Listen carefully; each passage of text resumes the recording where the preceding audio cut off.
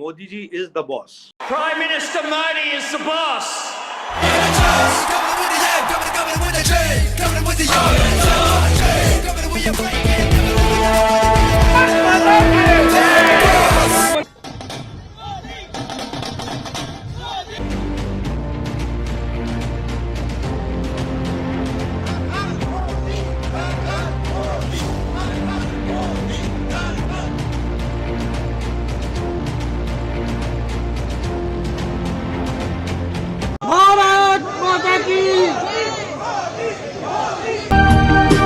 साला ये दुख का खत्म नहीं होता बे।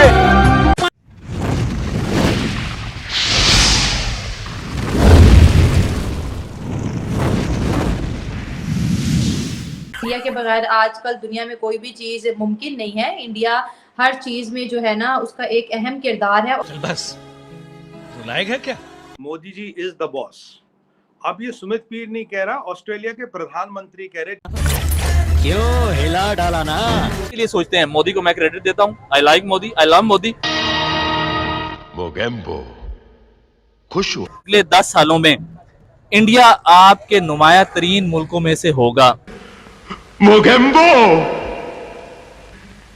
खुश हुआ। अगर आप ये तासुब की ऐनक उतार देना तो आप हमारी असल तो आई लाइक इंडिया, हमारी असल वो है, हमारे पुरखों हमारे आबाओ अजदाद वहीं के हैं, हमारा विरसा सारा वहीं है। तक इंडिया के साथ अच्छे रिलेशन नहीं होंगे, हमारा मुल्क कभी भी तरक्की नहीं कर सकता।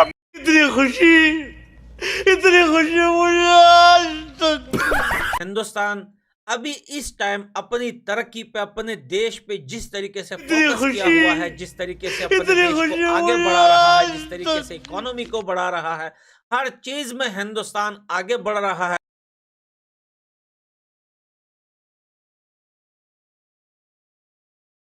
और वजह यही है कि इंडिया का जो रिलेशनशिप है अभी इस्लामिक कंट्रीज के, ईरान के साथ देखिए इंडिया के कैसे ताल्लुकात हो रहे हैं। इजिप्ट के साथ कभी हमने सोचा ही नहीं था कि इंडिया और ईरान और मिस्र के कभी ताल्लुकात करीब होंगे, क्योंकि हमने तो इस्लामिक ऑर्गेनाइजेशन बना के इंडिया से इस्लामिक कंट्रीज को बहुत दूर ले आए थे। बहुत बड़ा स्पेस हमने क्रिएट कर दिया था कश्मीर के मुद्दे को लेके।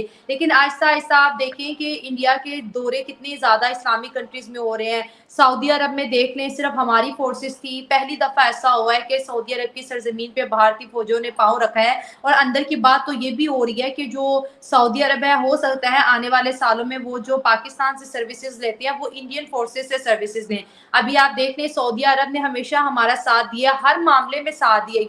हम इसी वजह से बहुत ज़्यादा सऊदी अरब करते रहते हैं, क्योंकि हमारा उनके पैर गुजारा नहीं है। लेकिन आप ये देखिए कि इस दफ़ा जैसे पाकिस्तान ने सऊदी अरब को कहा कि आप G20 समिट में ना जाएं, तो उन्होंने शटअप खोल दे दी। तो इंडिया ने भी अपनी सियासत बदली। पहले इंडिया भी काफी टाइम पाकिस्तान के पीछे रहा। एक दिन उनको ये रियलाइज हो गया कि इस मुल्क के पीछे जाने से हमारा कोई फायदा नहीं, तो उन्होंने छोड़ दिया, उसको छोड़ दिया, वो आगे बढ़ गए। लेकिन वो तो आगे बढ़ गए, लेकिन आज हम वही उसी चीज पे स्टक हैं। हम ये देखते इंडिया में ये हो गया, वो हो गया। हम ये नहीं देखते कि भाई बाकी सारी कंट्री सिर्फ अपने लिए खेल रही हैं और हम अपना छोड़ के बाकियों के लिए खेल रहे हैं। और जिनकी हमने लड़ाइयां करवाई थी उन्होंने आपस में सुलह कर लिया बिना हमें बताए। तो जो जूते पड़े या बाहर से हमें, आप सोच भी सकती हैं क्या हालात है। मतलब बताते हुए भी शर्म आती है कि हमने जो है बाहर किस तरह से अपनी एक पोजीशन बना ली है।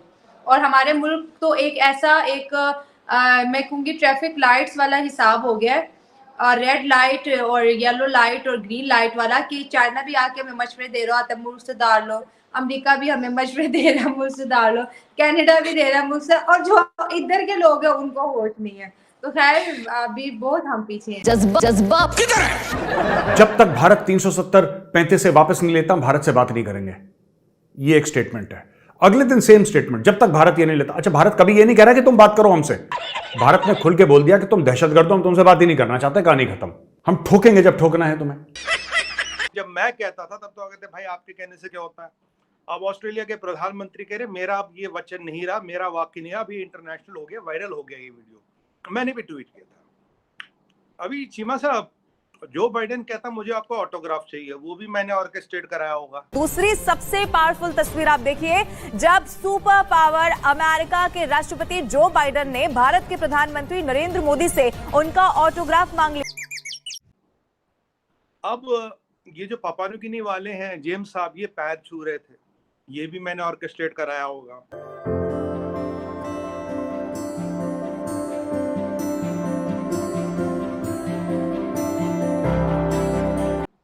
अब ऑस्ट्रेलियन प्राइम मिनिस्टर कह रहा मोदी इज द बॉस, वो भी मैंने ऑर्केस्ट्रेट करवाया होगा। Prime Minister Modi is the boss. अब इटली के प्राइम मिनिस्टर कह रही कि he is the leader of the global south, वो भी हमने ऑर्केस्ट्रेट करवाया होगा। I firmly believe that there's a lot that we can do together, and I'm not sure if this will lead me to the approval rate that the Prime Minister Modi has reached. I think is that the most loved one of all around the world. But I mean, this has really proven that he has been a major leader, and congratulations for that, Prime Minister. अब जो United Nations के जो 14 मतलब head of state मिले थे, कहते थे कि आप हमारी बात रखेंगे, आप हमें G20 या वर्ल्ड फोरम में रिप्रेजेंटेशन देंगे, वो भी हमने ऑर्केस्ट्रेट करवाया था। तो जो ये ऑर्केस्ट्रेशन का जिसको भूत चढ़ा है, वो मानसिक दुर्बलता का शिकार है, मेंटल बैंकरप्सी। तो उनको इलाज कराना चाहिए चीमा साहब। उनके लिए इलाज हमारे सरकारी अस्पतालों में यहाँ मुफ्त मिलता है हिंदुस्तान में, कोई दिक्कत नहीं, बहुत अस्पताल है हमारे और दवाइयाँ भी सबसे सस्ती है। तो जितना जल्दी इलाज करें उतनी जल्दी वो ठीक हो जाएंगे, स्वस्थ हो जाएंगे। हम उनकी स्वस्थ होने की कामना करते हैं। 50,000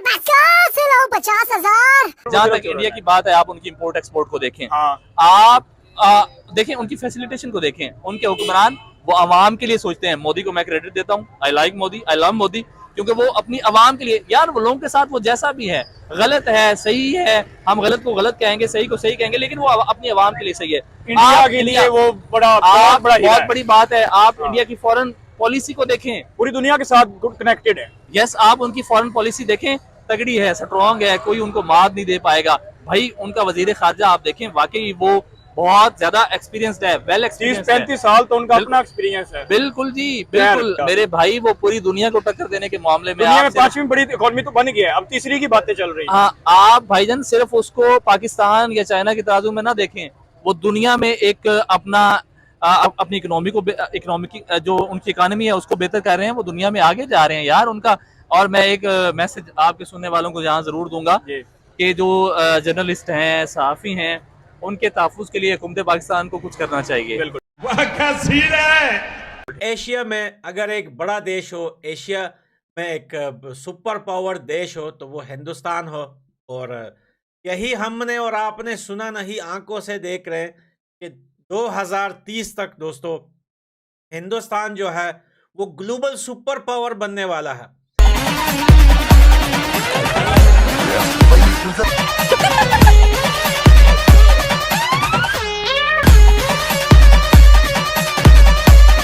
अब सब कुछ क्लियर है। सच कहते हैं कि बाप बड़ा ना भैया, सबसे बड़ा रुपया। इसी के साथ मुझे दीजिए इजाजत। जो लाल बटन है ना, ये जो लाल बटन है, सोचो अपने दिमाग में ये पाकिस्तान है और इसको ठोको। ठीक।